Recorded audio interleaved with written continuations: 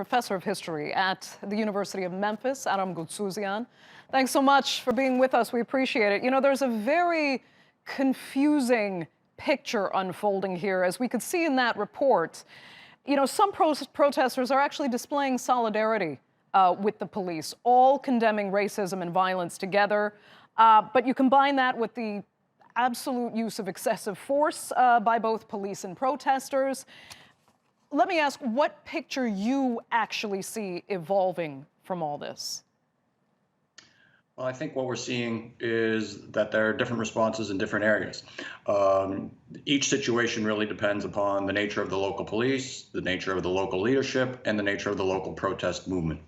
And so it gives us a sense of both of the possibilities in terms of how protests can be rendered effective, and we also see the destructive tendencies, both on the part sometimes of the protesters and sometimes on the part of law enforcement. That there is a middle ground that can be achieved that can be valuable for all. When we look at the protesters, though, that's another thing that gets very confusing, because some say that these protesters are violent. But then you actually realize that some have come in from different places and they're almost professional protesters. The Antifa movement has been cited.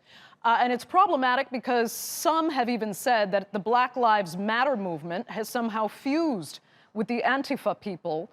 And then the Black Lives Matter people have to come out and say, no, we've never advocated for violence. Please don't steal our cause. But it's all becoming so blurry.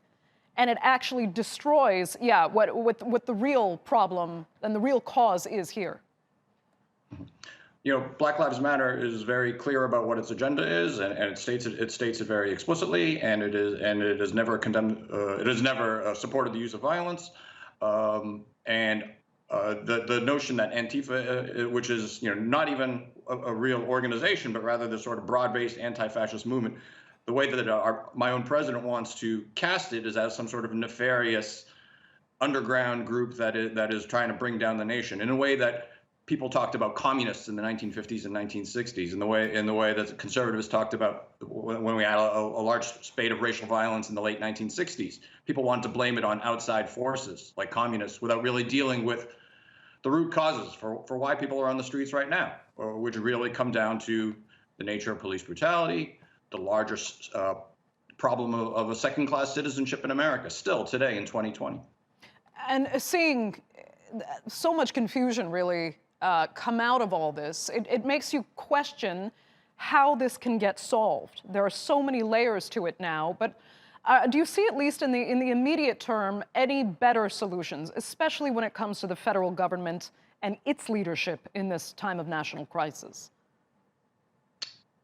Well, I don't think we have any leadership at the federal level in terms of this crisis. The president has abdicated that position of moral leadership. It's not a difficult strategy for a president to follow. Really, all they have to do in this case, in terms of what they represent to the nation, is both to empathize with and to acknowledge the plight of African Americans and those of the protesters, and also to say that that progress can only be achieved if there is order, and we need to work commonly toward that goal and provide sort of a level of guidance in that respect. Right. Our president has done nothing of the sort. Yeah.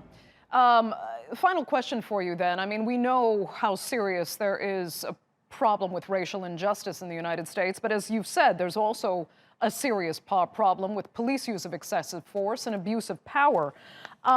When will it start being that police genuinely are held to account for every abuse of power and use of excessive force? I mean, right now we're seeing protests over something that was caught on camera. It seems in many cases that only when the public actually gets to see it are these cases brought to national attention, and the rest fly under the radar. The police tend to stick together, and police are not held accountable for so many other abuses of power.